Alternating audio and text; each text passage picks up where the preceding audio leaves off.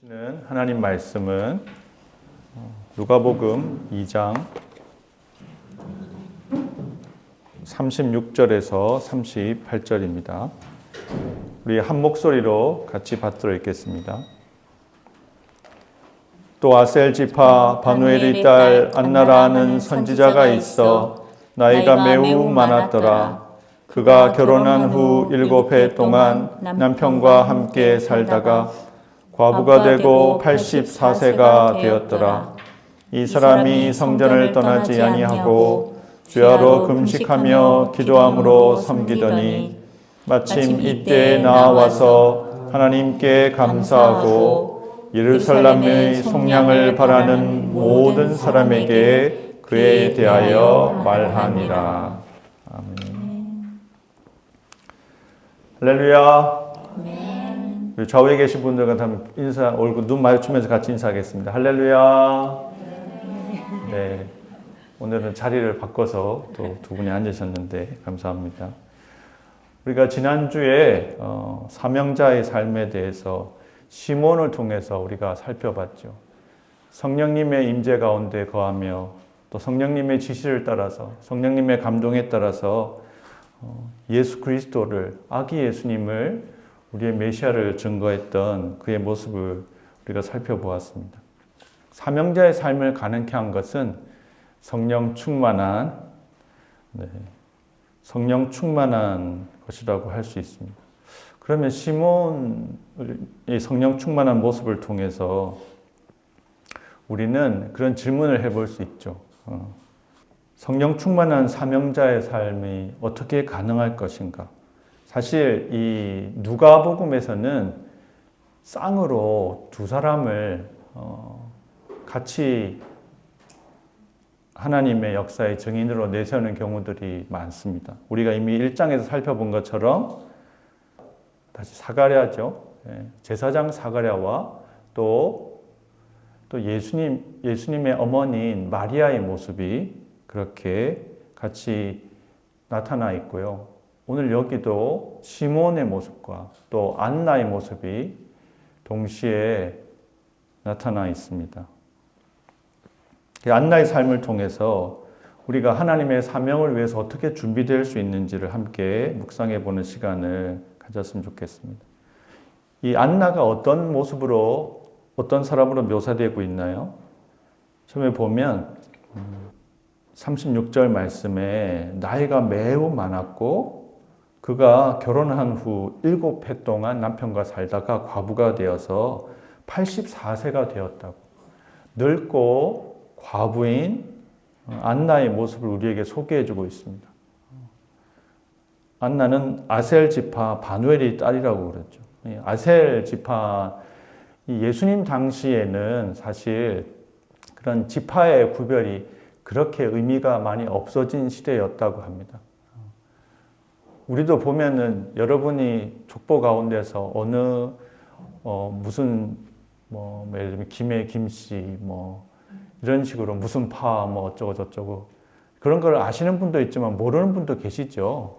그냥 내가 내 성과 본은 알지만 그 다음에 몇 대 몇 후손 이런 것을 아는 분은 적을 수도 있는데 이스라엘도 사실 마찬가지 상황이었는데 이 안나는 아셀 지파 바누엘의 딸로 알려져 있었습니다. 나름 가문에 대한 자부심도 있었고 아셀이라는 집, 아셀은 야곱의 8번째 아들이고 레아 여종인 실바의 차남이죠. 근데 이 아셀이라는 이름의 뜻은 행복한 자 이런 뜻을 가지고 있습니다.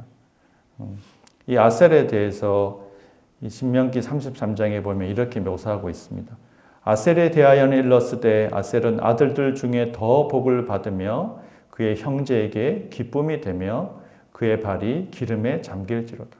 그래서 원래 아셀 지파가 거주했던 지역은 갈릴리 최북단에 그러니까 지중해 연안에 있는 그 땅을 차지하고 있었는데 그 땅이 상당히 비옥한 땅이었다고 합니다. 근데 그는 지금 과부의 삶을 살아서 84세가 되었다고 그렇게 성경이 우리에게 이야기하고 있습니다. 우리는 과부에 대해서 별로 이렇게 자의식이 많지는 않죠. 과부라는 표현 잘 쓰지도 않고 더 이상 요즘에는 사별하는 경우도 있지만 또 이혼을 해서 또 돌싱으로서 묘사되는 경우들이 많이 있는데 지금과 달리 이 시대는 가부장적인 사회였거든요. 가부장적인 사회의 특징이 모든 게 남성 중심으로 돌아가잖아요. 그것은 이제 삶의 기본 단위가 개개인이 아니라 가정이기 때문에 남자가 중심이 되는 사회였고 집안에 중심이 되는 남성이 없으면 과부 같은 경우에는 남편이 없는 거잖아요. 그래서 법적으로 사회적으로 굉장히 취약한 그런 계층의 사람이 과부라고 할 수 있습니다. 근데 과부인데 결혼 생활 7년 하고 84세가 되도록 과부로 머물러 있었다는 거예요. 지금도 재혼이 많지만 예전에 같은 경우에는 사별을 하고 난 다음에 재혼하는 경우도 굉장히 흔한 일이었습니다. 근데 이 바누엘의 딸 안나는 재혼하지 않고 혹은 재혼하지 못하고 84세가 되도록까지 시간을 보냈다는 거죠. 성경에서 과부는 굉장히 취약한 계층의 사람으로 묘사가 되거든요. 투명 인간처럼 그냥 쉽게 무시해도 되는 지금은 더 이상 돌싱이라든지 혼자 있다고 해서 그게 대놓고 무시하거나 법적으로 피해를 보는 손해를 보는 일은 없는 시대이긴 하지만 이전은 달랐다는 거죠. 예수님 당시 예수님께서도 불의한 재판관에게 하소연하는 과부의 이야기를 하시거든요. 하나님은 두려워하지 않고 사람을 무시하는 재판장에게 과부가 억울한 일을 하소연하러 찾아오거든요.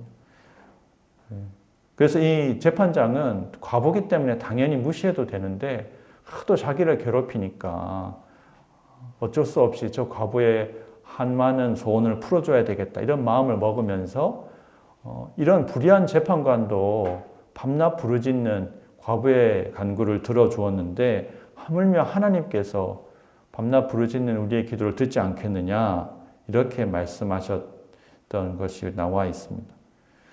사회적으로는 과부가 소외되고 억울한 일도 당하고 취약한 삶의 생존 자체가 쉽지 않은 그런 상황 가운데 있기 때문에 오히려 성경은 과부의 삶을 더 돌아보도록 율법에서 명령하고 있거든요. 출애굽기에도 보면 너는 과부나 고아를 해롭게 하지 말라. 내가 만일 그들을 해롭게 함으로 그들이 내게 부르짖으면 내가 반드시 그 부르짖음을 들으리라. 또 시편에도 그의 거룩한 초소에 계신 하나님은 고아의 아버지시며 과부의 재판장이라 이렇게 말씀하고 있습니다. 이 안나는 아기 예수님을 성경에서 만나고 증거했는데 그의 평생의 삶 84세 혹은 이제 예전의 번역에서는 과부가 되고 84년이 지났다라고 번역하기도 했는데 지금은 과부였고 84세가 되었다고 번역하죠. 만약에 예전처럼 과부가 되고 84년이 지났다고 하면 이 안나의 나이가 얼마큼 되는가 하면 자그마치 105세 정도는 되었을 거라고 짐작을 합니다. 왜냐하면 결혼 정년기가 여자의 경우에 만 13세부터 성년이고 이제 결혼할 수가 있어서 일찍 결혼하면 13세, 14세에 결혼하는데 결혼한 지 7년 되고 난 다음에 84를 더하면 104세나 105세가 되거든요. 제가 그 그림을 하나 찾아왔는데 렘브란트가 그린 17세기의 이 안나에 대한 모습입니다. 주름이 자글자글하고 그 당시 저 옷차림을 보면 약간 수녀의 복장 같은 그런 느낌이 있죠. 17세기니까. 이 노년의 안나의 삶이 어떠했을까? 과부라는 것은 가장 취약한 존재를 우리에게 상징적으로 보여주는 인물이거든요. 그래서 오늘 이 안나가 하나님의 사명자로서 준비되는 데 있어서 오히려 역설적으로 이 안나가 과부였기 때문에 생존의 문제에 힘들고 어려운 상황 가운데 있었기 때문에 하나님의 도구로 사용되고 부를 수 있었다는 그런 암시를 오늘 말씀이 우리에게 주고 있습니다. 성경이 이것은 이 누가복음에 자주 등장하는 주제일 뿐만 아니라 성경에 자주 반복되는 주제이기는 하죠. 하나님이 누군가를 불러 사용할 때 그 사람이 자질이 뛰어나고 그 사람이 좋은 여건에 있을 때만 하나님의 일에 사용되는 것이 아니라 온전하지 못하고 취약하고 열악한 상황 가운데서 오히려 하나님의 구원의 역사에 하나님을 증거하는 데 도구로 사용될 수 있다는 것을 여러분들이 기억하시면 좋겠습니다. 우리 가운데 이 과부 안나처럼 그렇게 열악하고 힘들게 사는 분들은 많지 않을지도 몰라요. 근데 우리는 어떤가요? 우리 자신이 나는 이게 부족해서, 나는 이게 모자라서 하나님의 일에 사용될 수 없을 거야. 하나님 일과 상관이 없을 거야. 나 자신의 취약함에 부족함에 그렇게 마음을 많이 쏟고 있는 것이 우리의 모습이잖아요. 그런데 오늘 안나를 통해서는요, 이 84세든 뭐 105세든 이 안나가 우리가 어떻게 보면 사람들의 관심에서 많이 멀어져 있는 그런 삶의 자리에 있었는데도 놀랍게도 하나님의 구원의 역사에 사용될 수 있었다는 것을 우리에게 이 말씀이 우리에게 가르쳐 주는데요. 사회 경제적으로는 안나는 굉장히 취약한 사람이었어요. 다른 사람들을 볼 때 대단치 않은 무시받을 사람이었지만 근데 중요한 것은 영적으로는 그렇지 않은 사람이었다는 것.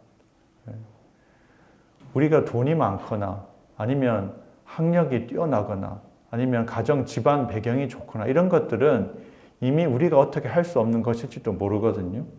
그런데 영적으로 하나님이 사용하시기에 적합한 사람, 하나님이 준비시킨 사람이 어떤 사람인지는 우리가 안나를 묘사하고 있는 두 번째 37절 말씀을 통해서 확인할 수 있습니다.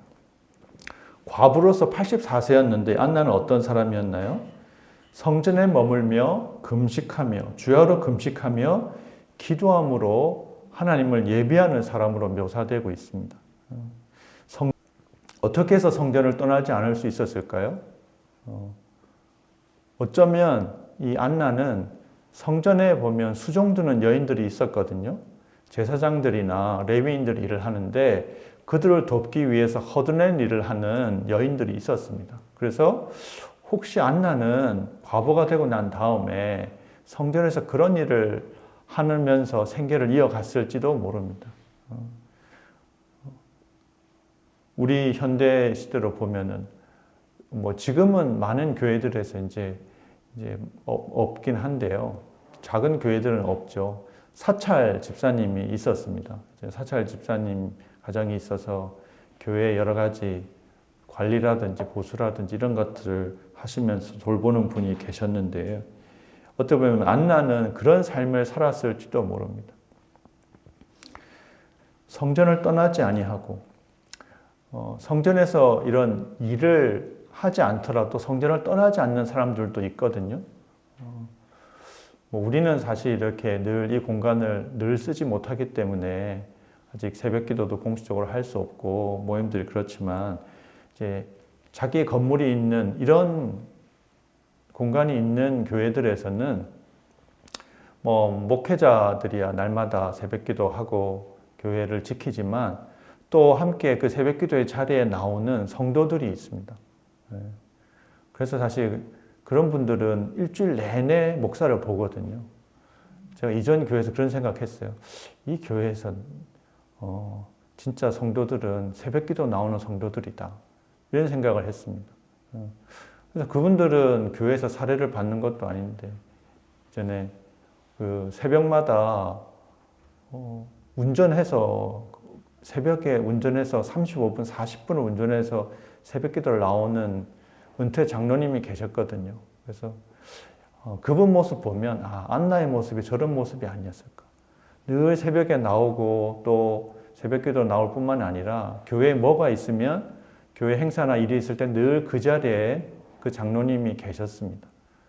근데 제가 이 전 교회에서 부교역자 할 때 또 열심히 섬기시던 권사님이 계셔서 하나님 제가 이제 제 교회를 다른 교회에서 사역을 하게 될 때 저런 분을 또 만났으면 좋겠습니다. 그런 분이 또 있더라고요. 우리 동행교회도 그런 분이 앞으로 나오실 줄 믿습니다. 네. 성전에서 하나님께 기도하고 예배하는 것을 누구보다 중시했던 거죠. 성전 중심의 신앙생활. 예전에 우리 믿음의 선배들은 하나님 중심, 성경 중심, 교회 중심, 하나님 중심으로 살고 말씀 중심으로 살고 교회 중심으로 살아야 된다. 그래서 교회에 모이는 것을 굉장히 많이 힘썼습니다. 성경에서도 시편 84편에 주의 집에 사는 자들은 복이 있나니 그들이 항상 주를 찬송하리이다. 예. 물론 제사장이나 레위인들은 그가 맡은 성전의 직무상 늘 성전에 머물고 와서 일을 보는데요. 사실 제사장과 레위 직분이 없어진 이 시대에도 교회 안에서 보면 제사장과 레위인의 역할을 하는 분들이 있습니다. 그런 분들이 사실 교회를 공동체가 유지되는 핵이 되거든요. 그런 분들의 삶이 복된 삶이라는 거죠. 그런 분들은 주의 궁정의 한 날이 다른 곳에서 첫날보다 나은 즉 악인의 장막에 사는 것보다 내 하나님 성전 문지기로 있는 것이 좋다고 고백하는 분들이 있죠. 또 예수님이 이렇게 말씀하셨어요. 내 안에 거하라. 나도 너의 안에 거하리라. 성전에 머문다는 것은 그 물리적 공간에 있으면 마술적으로 우리에게 복이 저절로 떨어진다. 이런 것이 아니고요. 하나님 중심으로 하나님을 지향하며 하나님의 임재 가운데 거하려고 하는 사람들의 삶에 하나님께서 열매 맺는 삶을 살게 하신다는 거죠. 초대교회의 모습을 묘사하는 사도행전에도 보면 날마다 마음을 같이하여 성전에 모이기를 힘쓰며 집에서 떡을 떼며 기쁨과 순전한 마음으로 음식을 먹었다. 이렇게 묘사하고 있습니다. 날마다 모였다는 거예요. 성전에 모이기를 힘썼다. 집에서 떡을 떼며 또 기쁨으로 함께 교제했다는 것을 보여주고 있고요. 그래서 또 히브리서에서도 서로 돌아보아 사랑과 선행을 격려하며 모이기를 패하는 어떤 사람들의 습관과 같이 하지 말자. 오직 권하여 그날이 예수님이 재림하신 날이 가까움을 볼수록 더욱 열심히 모이자라고 말씀하고 있습니다. 이 시대는 이제 이런 신학이 있죠.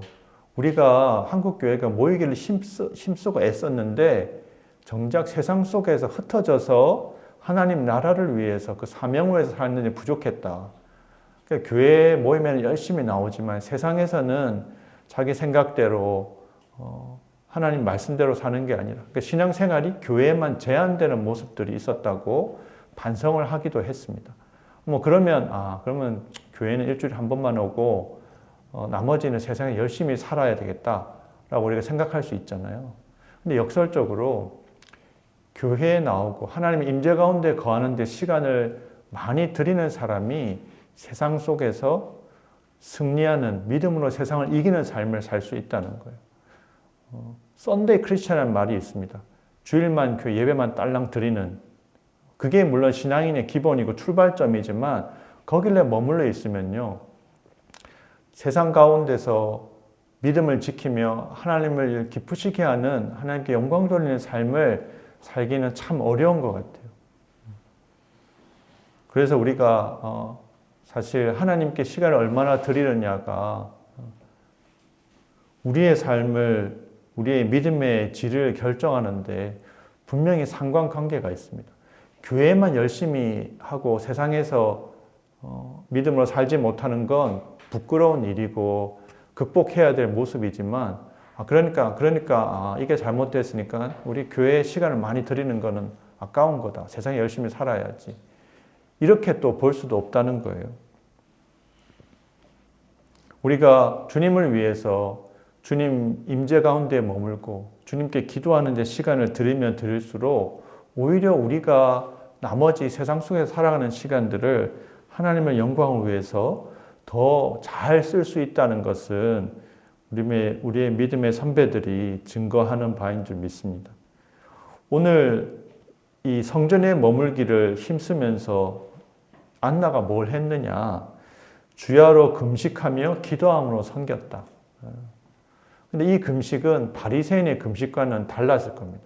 바리새인들은요, 일주일에 2번씩 금식했거든요. 월요일하고 목요일에, 그게 모세가 시내산에 올라가서 율법을 받으러 올라갔을 때가 월요일이었고 또 내려왔을 때가 목요일이기 때문에 월요일과 목요일에 금식을 했대요.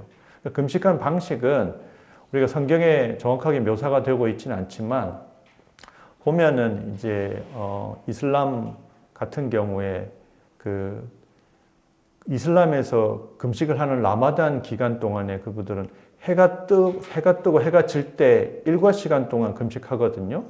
그 전이나 저녁에는 음식을 먹는단 말이에요. 아마 그런 식으로 금식하지 않았을까 이렇게 짐작하는 분도 있고 아니면 그날 24시간을 금식하는 것으로 우리가 짐작하기도 하는데요. 근데 안나의 금식은 바리새인의 금식과 좀 달랐을 것 같아요. 왜 달랐는가 하면 자기 음식 챙겨 먹고 자기를 위해서 생존을 위해서 하는데 안나는 사실 별 관심을 갖지 않고 살았던 것 같아요. 교회사에 보면 성녀라고 불리는, 물론 가톨릭에 해당되는 분들이 있죠. 개신교에서는 뭐 그렇게 부르지는 않지만 그 성녀 가운데 리즈의 테레사라는 분이 있는데, 물론 이분은 일찍 죽었어요. 20대 중반에 24살인가 뭐 이렇게 일찍 죽었는데 그는 날마다 그 음식이 뭐였냐면 뭘 먹고 살았냐면 성찬에서 받는 그것들을 자기 음식으로 취하면서 살았다고 그렇게 이야기를 하거든요. 그래서 안나는 저는 이렇게 상상을 했습니다. 딱 정해놓고 종교적인 의식으로 하는 게 아니라 하나님께 기도하기 위해서 자기가 먹을 것을 챙기고 먹을 걸 위해서 애쓰고 하는 것들조차도 소홀히 했기 때문에 주야에 금식하며 기도하는 삶을 살지 않았을까. 근데 놀랍게도 그가 자신을 위해서, 육신의 건강을 위해서 애쓰고 노력하지 않았는데 하나님께서 이렇게 84세까지 혹은 105세까지 살게 했다는 거예요. 현대인들의 건강은 사실 그렇게 이야기하잖아요. 지나치게 많이 먹어서, 잘 먹어서 그렇다고. 오히려 먹는 거를 절반 줄이면 수명이 2배로 는다는 그런 말도 있는데 하나님께 생존을 위해서 아둥바둥하지 않는 삶의 모습이 안나의 모습이 아니었나 우리가 생각해 볼 수 있습니다. 금식이라는 건 우리 현대인들이, 너무나 풍요로운 시대의 현대인들이 잃어버린 우리 영적 훈련 가운데 하나거든요.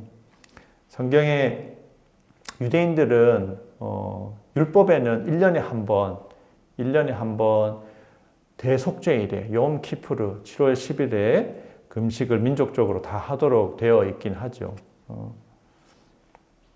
그런데 성경에 보면 금식이 결정적인 순간에 금식하는 이야기들이 몇 가지 나오고 있습니다. 에스더가 페르시아에서죠. 바사 제국에서 하만이 유대 민족을 다 멸절하려고 마음을 먹었을 때 에스더와 모르드게가 함께 유대 민족에게 선포해 3일 동안 내가 금식할 테니까 같이 금식에 동참해 달라라고 요청했던 일이 있습니다. 민족적으로 하나님 앞에 절박하게 부르짖을 때, 또 예수님이 또 모세도 율법을 받을 때 40일을 금식을 했는데 예수님께서도 광야에서 40일 동안 금식하시면서 예수님의 사역을 준비하셨죠. 또 바나바와 사울을 안디옥 교회가 파송했거든요. 선교사로 보낼 때도 안디옥 교회 지도자들이 주를 섬겨 금식했다고 그렇게 묘사하고 있습니다. 성령님의 인도하심을 받을 때 금식이 중요한 방법이 됐죠. 제가 카톡방에 그 패스트 캠프 링크를 올려드렸잖아요. 혹시 다 보셨나요? 나중에 보신 소감은 우리 예배 후에 교제할 때 같이 나눴으면 하는데요. 하나님 앞에서 우리가 겸비하여 간절히 하나님께 나아갈 때 금식이 중요한 방법이 됩니다. 인생에 중요한 문제가 있을 때, 진로가 있을 때 하나님 앞에 금식하며 기도하는 것. 그리고 이 금식의 훈련은 우리의 육체의 욕심을 다스리는 중요한 좋은 방법이 되거든요. 이것을 통해서 우리의 영혼이 하나님 앞에 정결해져요. 소위 말하면 분노가 혈기가 많은 분 있잖아요. 저도 사실 그런 편이거든요. 그런 분들은 금식을 하면 가족들에게 막 혈기를 내고 분을 내는 그런 것들을 훈련하는데 금식이 도움이 됩니다. 금식하면 혈기가 싹 빠지거든요. 힘이 없어서 화를 못 내요. 내가 혹시 가족들에게 분노를 표출해서 죄를 진 것 같으면 회개하면서 금식을 한번 해보십시오. 그 다음날. 그러면은 하나님께서 그 영혼과 근데 금식이 또 요즘에는 간헐적 단식이니 이렇게 해서 또 건강을 위한 방법으로 이야기가 되잖아요. 금식은 하나님께 집중하기 위해서 우리의 욕망을 절제하는 것인데요. 금식의 방법은 여러 가지로 할 수 있습니다. 그냥 가장 단순하게는 음식을 먹지 않는 것, 물을 먹지만 음식을 먹지 않는 것도 가능한데 그게 현실적으로 두렵거나 쉽지 않은 분들은 다른 방식으로 금식을 할 수도 있어요. 예를 들자면 내가 좋아하는 음식을 절제하는 거죠. 나는 고기를 늘 즐긴다. 그러면 금식하기 위해서 고기를 절제하는 거예요. 커피를 없으면 못 사는 분들도 커피 금식도 한번 해보십시오. 그러면 물론 두통이 오실 수도 있고 그런데요. 왜 금식을 하느냐가 중요하거든요. 하나님 앞에 나를 절제하는 거죠. 또 밀가루나 단 거를 좋아하는 분도 그것을 절제하는 것을 영적인 훈련으로 삼을 수 있습니다. 우리의 영혼의 훈련은요, 육신을 훈련하는 것을 통해서 이루어지는 거예요. 믿음이 자라는데 우리 육신을 훈련하는 것이 없이는 믿음이 자라지 않습니다.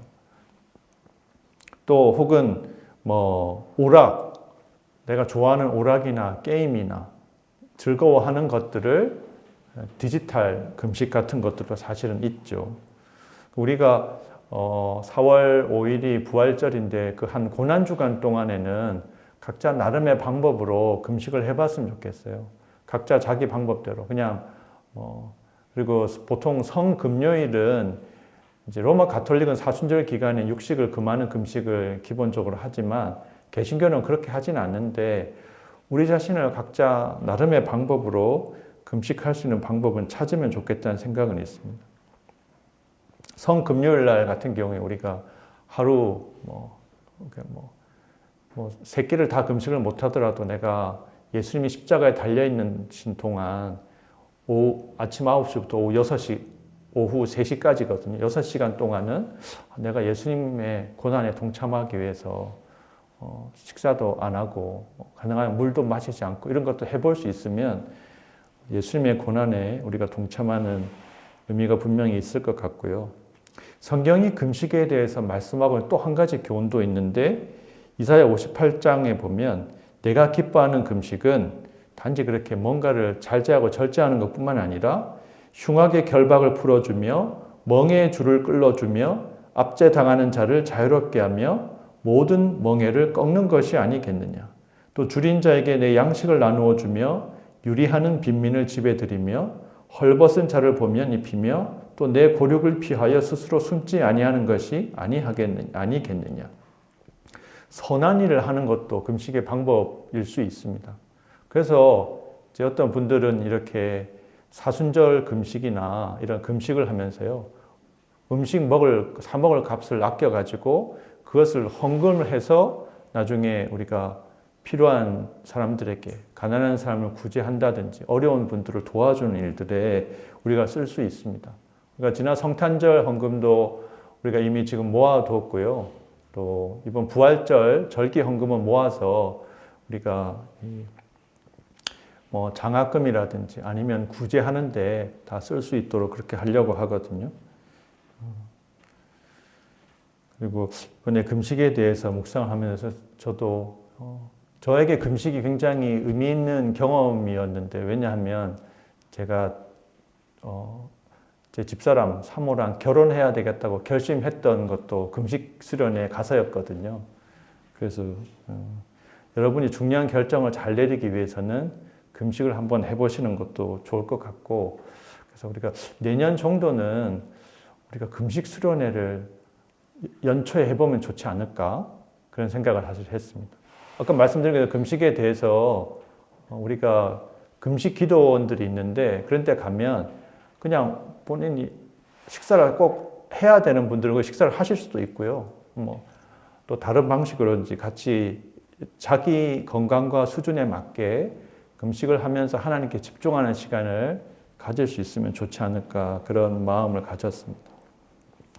중요한 것은 하나님의 사명자로 준비되기 위해서 하나님의 임재 가운데 어떻게 내가 머물 수 있을까?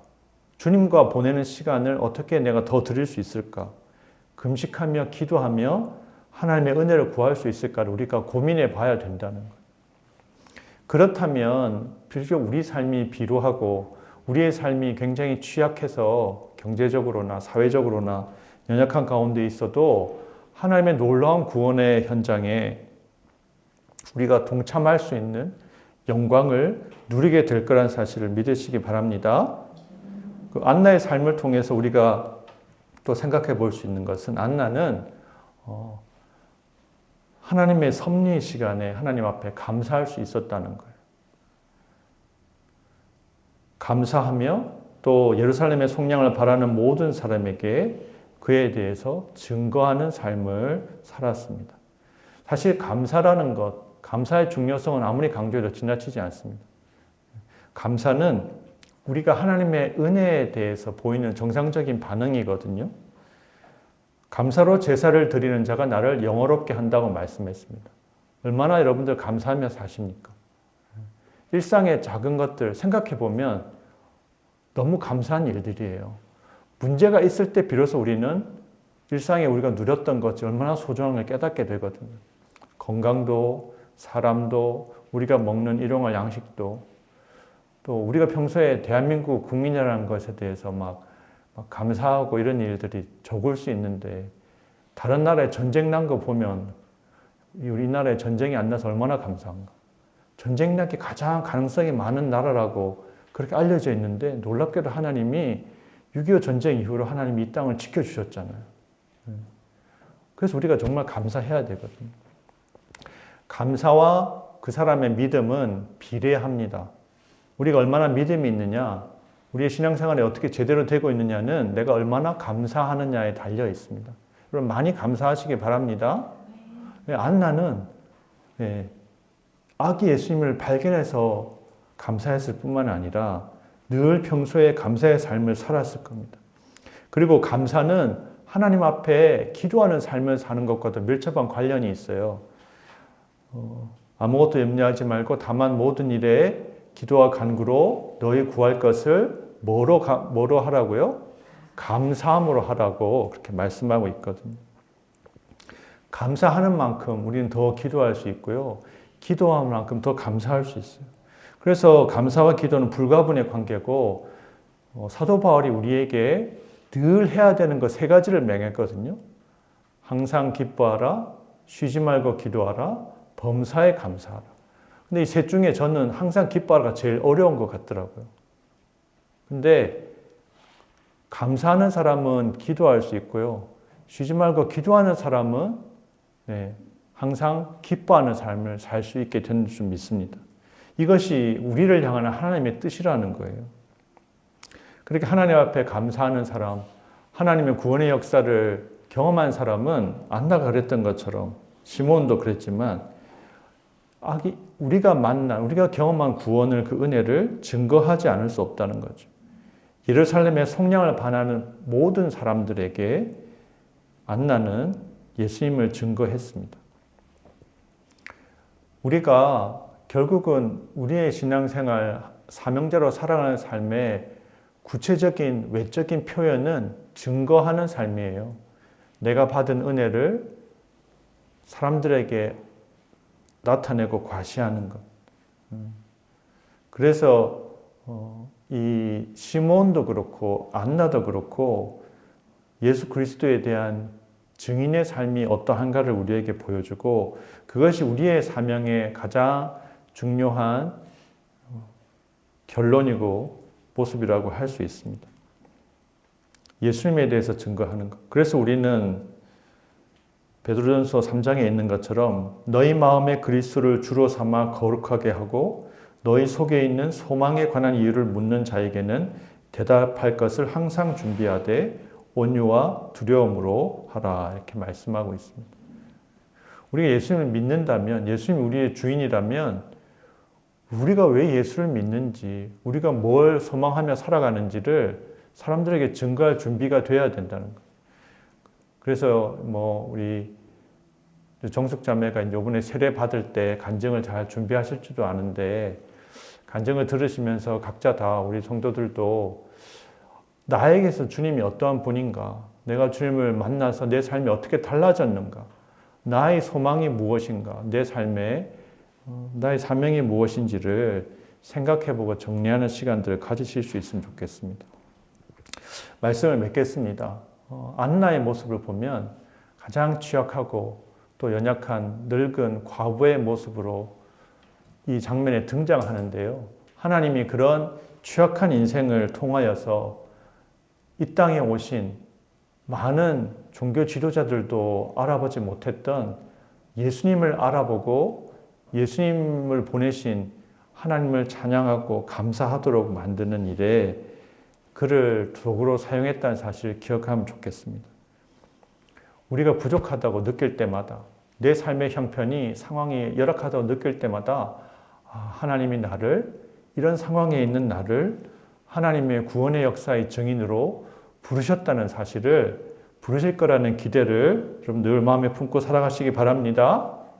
그것을 위해서, 그 사명을 위해서 우리가 준비되어야 되는 거예요. 어떻게 준비되어야 돼요? 성전에 머문다는 건 물리적인 공간만이 아니고요. 신약에서는 너희가 하나님의 성전인 것과 하나님의 성령이 너희 안에 거하는 것을 알지 못하느냐 말씀하셨거든요. 우리가 혼자 있을 때, 믿음의 형제들과 함께 모여 있을 때 그 가운데 성령이 계시고 그것을 소중히 여기는 것이 우리가 성전 안에 거하는 것이고, 또 우리의 삶을 절제하며 하나님 앞에 늘 기도하며 하나님을 예배하고 섬기는데 우리의 마음에 관심을 두고 일상 가운데 감사와 증거로 또 사명자의 삶을 살아가시는 모든 성도들 되시기를 주님의 이름으로 축복합니다.